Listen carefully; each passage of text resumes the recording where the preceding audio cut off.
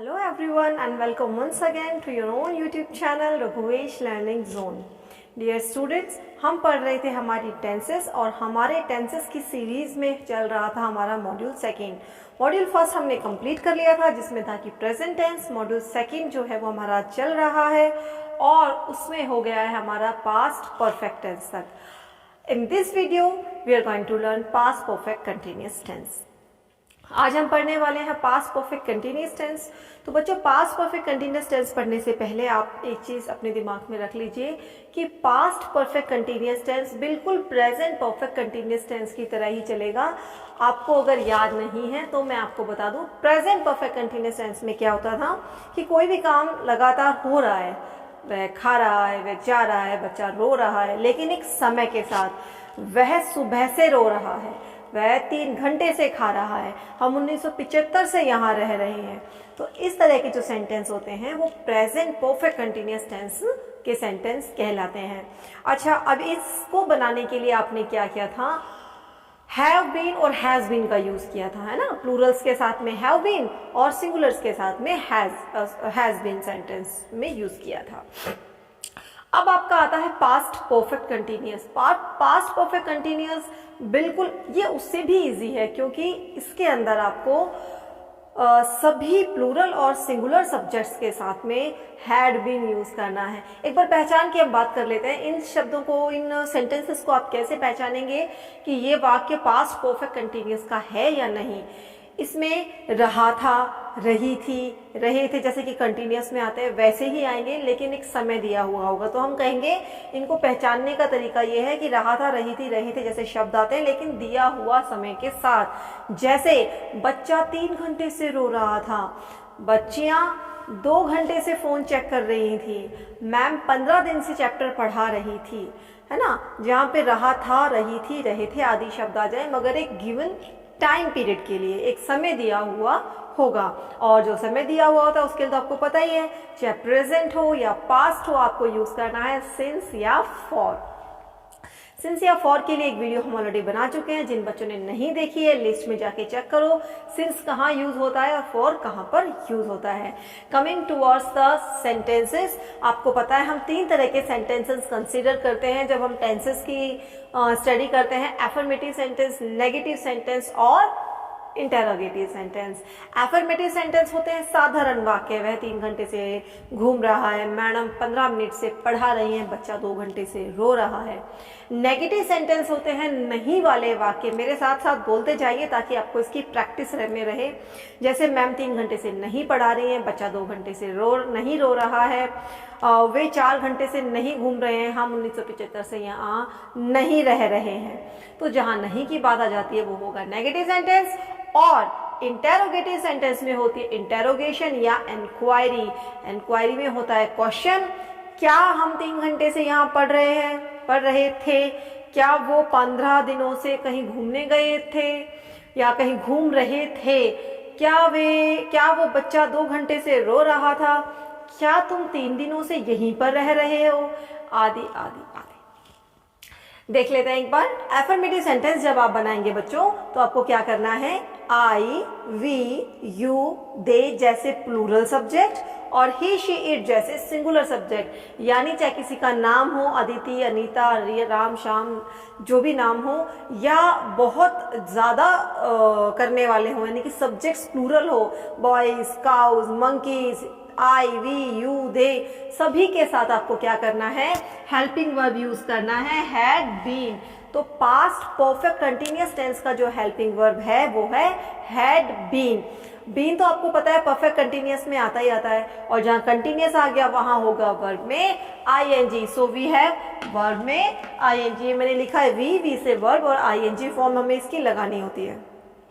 तो आपको सभी के साथ हैड बीन लगा देना और उसके बाद वर्ब ले लेना, वर्ब के ऊपर भी आपको आईएनजी लगानी है, सिंस या फॉर आपको लगाना ही है।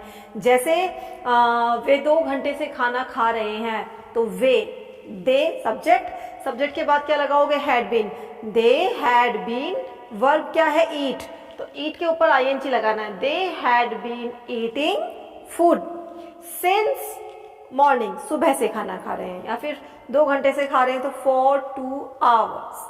ठीक है। इसी तरह अगर नहीं वाला सेंटेंस आ जाता है, नोट वाला सेंटेंस आ जाता है, तब आपको क्या करना है, नोट वाले सेंटेंस में हैड, नॉट और बीन लगाना है। मतलब हैड बीन के बीच में नॉट घुस जाएगा और आपको पहले सब्जेक्ट लेना है, उसके बाद हैड नॉट बीन और वही वापस से वर्ब में आईएनजी, वही सिंस या फॉर टाइम को शो करने के लिए आपको लगा देना है। बात आती है अगर सेंटेंस नेगेटिव नहीं हो, इंटेरोगेटिव हो, तो बच्चों ये आप शुरू से पढ़ रहे हैं, अगर इंटेरोगेशन का सेंटेंस आ जाता है तो आपको थोड़ी सी ध्यान रखना है, सब्जेक्ट और हेल्पिंग वर्ब अपनी जगह को बदल देते हैं। ये बेचारा सब्जेक्ट जो अभी तक हमेशा आगे था, अब ये पीछे चला गया, इसकी जगह शुरू शुरू में कौन आ गया, वर्ब आ गया, हेल्पिंग वर्ब। हेल्पिंग वर्ब जैसे हमारा हैड बीन है, तो देखो हैड फर्स्ट में आ गया और बीन इधर आ गया, बीच में सब्जेक्ट आ गया। Have they been eating food for 2 hours, क्या वो 2 घंटे से खाना खा रहे थे। सिंस या फॉर आपको लगाना है क्योंकि टाइम बताना है, वर्ब में आईएनजी तो आप लगाएंगे ही क्योंकि कंटिन्यूअस है। तो इस तरीके से आपका ये कंफर्म समझ में आ गया होगा आपको। ये टेंस बहुत इजी है, आपको सभी के साथ हैड बीन और वर्ब में आईएनजी लगाना है, टाइम को शो करने के लिए आपको सिंस या फॉर लगाना है। Now consider the following sentences. हम थोड़ा सा सेंटेंसेस देख लेते हैं। मैंने आपके लिए फर्स्ट सेंटेंस लिखा है, देखिए बच्चों, वे सुबह से यहीं बैठे थे, है ना। हम एक सेंटेंस लेते हैं कि वे सुबह से यहीं बैठे थे। सबसे पहले हम देखते हैं किसी भी सेंटेंस को जब हिंदी टू इंग्लिश कन्वर्ट करते हैं तो हम देखते हैं उसके सब्जेक्ट को। बच्चों किसको देखते हैं, सब्जेक्ट को देखते हैं। सब्जेक्ट के बाद में किसको देखते हैं, वर्ब को देखते हैं, और वर्ब के बाद में किसको देखते हैं, ऑब्जेक्ट को देखते हैं। लेकिन इस बीच आपको ये ध्यान रखना है कि सब्जेक्ट और वर्ब के बीच में हम क्या लगाते हैं, हेल्पिंग वर्ब लगाते हैं, है ना। तो सबसे पहले सब्जेक्ट ढूंढेंगे हम। सब्जेक्ट है वे, सब्जेक्ट क्या है, वे की इंग्लिश लिख दीजिए दे, ठीक है। अब ढूंढिए हेल्पिंग वर्ब, हेल्पिंग वर्ब ढूंढेंगे, है ना। तो सुबह से यहीं बैठे थे या बैठ रहे थे, है ना। तो they had been, they had been. अब आप वर्ब ले लो, बैठना, सिट, लेकिन हम क्या करेंगे, सिट में लगाएंगे ING. They had been sitting यहीं, हियर, सुबह से। अब टाइम ले लो, सिंस मॉर्निंग। तो बच्चों ये आपको समझ में आया नहीं, मुझे कमेंट बॉक्स में जरूर बताएं। They had been sitting here since morning, वे सुबह से यहीं पर बैठ रहे थे या बैठे हुए थे। वे सुबह से यहीं नहीं बैठे थे, तो आपको पता है ये जो हैड और बीन है इसके बीच में क्या लग जाएगा, नॉट लग जाएगा। चलिए आप बोलिए, मैं लिख रही हूं, दे हैड बीन लिख दूं, no, they had not been sitting here since morning, वे यहाँ सुबह से नहीं बैठे थे। क्या वे सुबह से यहीं बैठे थे। अब देखो बच्चों, ये तो है आपका सब्जेक्ट, दे जो है, दे क्या है आपका सब्जेक्ट है, और ये क्या है आपकी हेल्पिंग वर्ब है। तो क्या आ गया, तो ये दोनों अपनी अपनी जगह बदल लेंगे।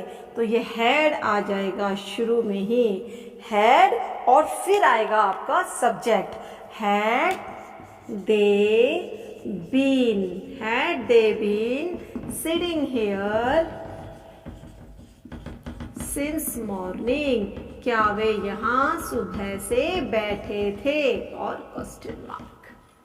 तो बच्चों ये था आपका past perfect continuous tense. I hope आपको समझ में आया है। अगर नहीं समझ में आया है, no problem, as I always say, pause the video, rewind it and watch it once again. हो सकता है आपको समझ में आ जाए, and still the doubt persist या कंटिन्यू करता है आपको डाउट, तो फिर do write me in the comment section, I will surely try to solve it out. तो मिलते हैं वापस से। प्लीज़ आप इसकी प्रैक्टिस कीजिए, क्योंकि प्रैक्टिस जितना करेंगे टेंसेस आपको उतने ही क्लियर होते चले जाएंगे, वरना आपको बार बार रूल्स देखने पड़ेंगे, बार बार हेल्पिंग वर्ब्स याद करनी पड़ेंगी। आपको कुछ भी करने की जरूरत नहीं है, जितना टेंस आपने आज पढ़ा है आप उसकी बार बार प्रैक्टिस कर सकते हैं। एक असाइनमेंट लेंगे, एक होमवर्क दूंगी मैं आपको, आप मुझे इसकी ट्रांसलेशन करके जल्दी से कमेंट बॉक्स में लिखकर बताएंगे, ठीक है। सो द क्वेश्चन इज क्या तुम्हारा भाई 2 घंटे से फुटबॉल खेल रहा था? सेंटेंस की करनी है आपको translation. Translate it from Hindi into English और इसका आंसर आप देंगे मुझे कमेंट सेक्शन में। तो मिलते हैं नेक्स्ट वीडियो में। Till the time as I always say, सीखते रहिए, सिखाते रहिए, पढ़ते रहिए and keep smiling till the time. Bye bye.